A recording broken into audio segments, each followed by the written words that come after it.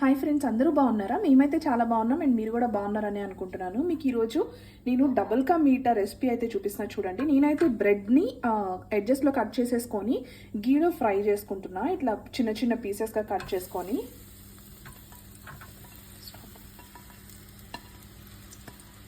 చక్కగా ఇలాగా గీలో రోస్ట్ అయితే చేసుకోవాలి. ఇట్లా కొన్ని బ్రెడ్ పీసెస్ ఇట్లా లైట్ బ్రౌన్ షేడ్ వస్తున్నాయి కదా, అలాగా అన్ని పీసెస్ కొంచెం లైట్ బ్రౌన్ షేడ్ వచ్చేలాగా మనం ఫ్రై చేసుకుంటూ ఉండాలి. కానీ బాగా మాడిపోకూడదు. మాడిపోతే ఏంటంటే ఆ టేస్ట్ అనేది మారిపోతుంది అనమాట.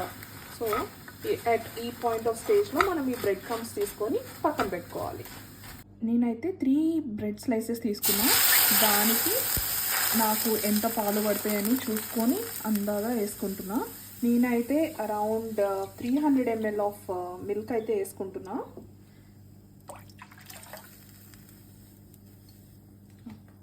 పాలు మరిగేలోపు ఇలాచీని అయితే దంచుకుందాము.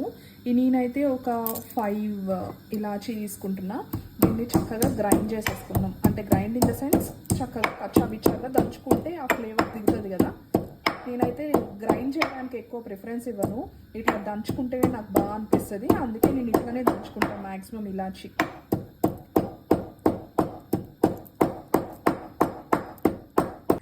పాలు మరిగే లోపల మనం డ్రై ఫ్రూట్స్ అయితే చక్కగా నేతిలో ఫ్రై చేసుకుందాం. ఇలాగా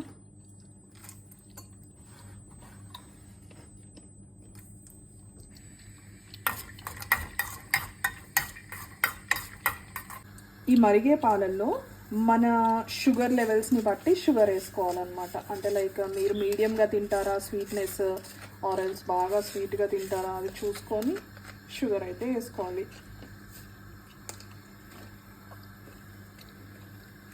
వేసుకొని చక్కగా ఇలాగా తిప్పుకోవాలన్నమాట. పాలు బాగా మరిగి కొంచెం లైట్గా కోవాలాగా ఫామ్ అయితే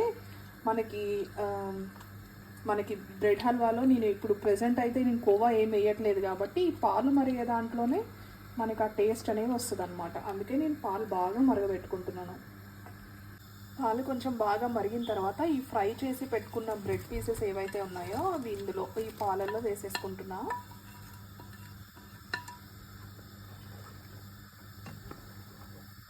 అలాగే మనం దంచి పెట్టుకున్న ఇలాచీ కూడా వేసేసుకుంటా ఇందులోనే.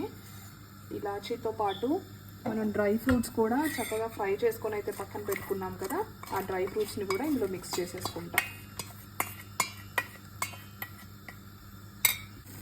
ఈ స్టేజ్కి వస్తే ఇక అయిపోయినట్టే. మనకేంటంటే కలర్ ఎందుకు రాలేదంటే బయట అయితే ఫుడ్ కలర్స్ యూజ్ చేస్తారు, మనం ఇంట్లో కాబట్టి నేనైతే ఫుడ్ కలర్ ఏమి యూజ్ చేయకుండా చేశాను.